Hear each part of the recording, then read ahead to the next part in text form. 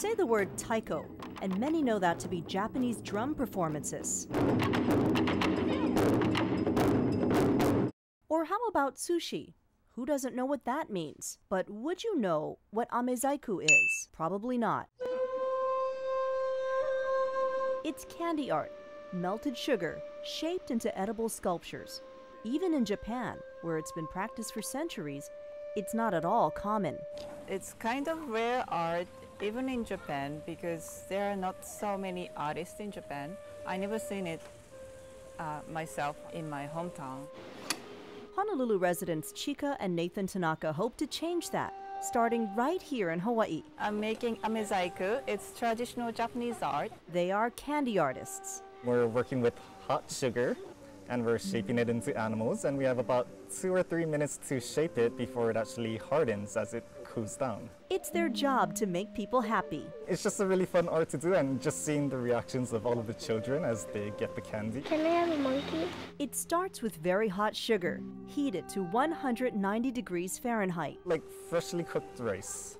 Add some color, work it into the taffy, then roll, snip, and pinch it into form. A paintbrush brings it to life. Hang it to cool for a few minutes before handing over a small piece of happiness. Delightful for kids and kids at heart. I think it was so beautiful. I was looking at it and said, wow, how did they ever do it?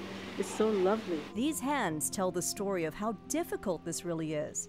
To perfect their craft, it took hundreds of hours of practice and pain. You're working with really, really hot candy, so it does burn your fingers. When we started, we had blisters and, first-degree burns, and you really only have 2 or 3 minutes to actually cut your animal into the shape that you want it before it hardens. They have more than 30 shapes to offer. The Tanakas make this look so much easier than it really is. This is the first time I'm handling this kind of hot sugar, and it is so hot.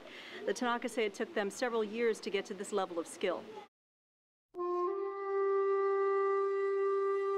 I was living in Japan for, 6 years, and during that time I went to a festival and I saw artists making this, and I was just completely blown away by it. The Tanakas are part of a shrinking group of candy artists. They believe there are only 3 Amezaiku makers in the US and only 20 to 30 in the world.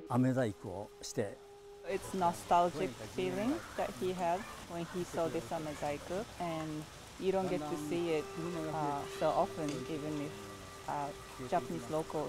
It's hard work with long hours, so fewer people seem to be taking the time to learn the craft.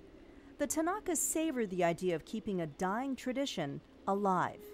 Completely special. Here you go, Chika for you. Thank you. And it's just as sweet to introduce a new generation to the delights of Amezaiku. It's the best. With video journalist Tracy Arakaki, I'm Diane Ako in Honolulu.